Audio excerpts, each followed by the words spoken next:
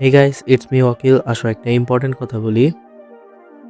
আমরা মূলত বেশিরভাগ ব্র্যান্ডিং শুরু করি কালার, মোকআপ বা লো কনসেপ্ট দিয়ে, কিন্তু বাস্তবে ব্র্যান্ডিং ওখান থেকে শুরু হয় না। ব্র্যান্ডিং শুরু হয় প্রবলেম বোঝা থেকে, অডিয়েন্স ফাইন্ড করা থেকে এবং ব্র্যান্ড পজিশন ঠিক করা থেকে। ফেমাস ডিজাইনার পল রান্ড একবার বলেছিলেন, design is the silent ambassador of your brand. কিন্তু অ্যাম্বাসেডর হওয়ার আগে তো ব্র্যান্ডের আইডেন্টিটি ক্লিয়ার হতে হবে, তাই না?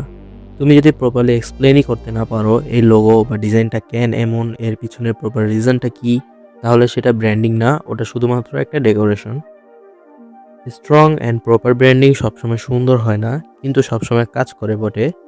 ডিজাইন মানে শুধু সুন্দর ক্রিয়েশন না, ডিজাইন মানে পারপাস অনুযায়ী কাজ করা। আর তুমি যদি প্রফেশনাল ব্র্যান্ড ডিজাইনার হতে চাও, তাহলে আগে ভাবা শিখো, তারপরে আঁকা। আর যদি তোমরা দেখতে চাও আমি কিভাবে ব্র্যান্ড থিঙ্কিং করি, তাহলে কমেন্টে জানাও। নেক্সট ভিডিও ওইটার উপরেই বানাবো ইনশাল্লাহ।